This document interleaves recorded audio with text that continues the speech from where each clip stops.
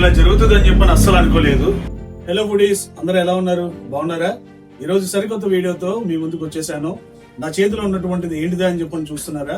మా సొంత తయారీతో home made స్టైల్లో ఈ యొక్క బాదం మిల్క్ మేము తయారు చేస్తున్నాం. మరి ఇది కొన్నవారు వారి యొక్క అనుభవాన్ని వాళ్ళ మాటల్లోనే మనం విందాం. నేను చాలా చోట్ల బాదం మిల్క్ ట్రై చేసా, బట్ ఈ టేస్ట్ అయితే ఎక్కడ రాలేదు. మీరు కూడా వచ్చి ట్రై చేయండి.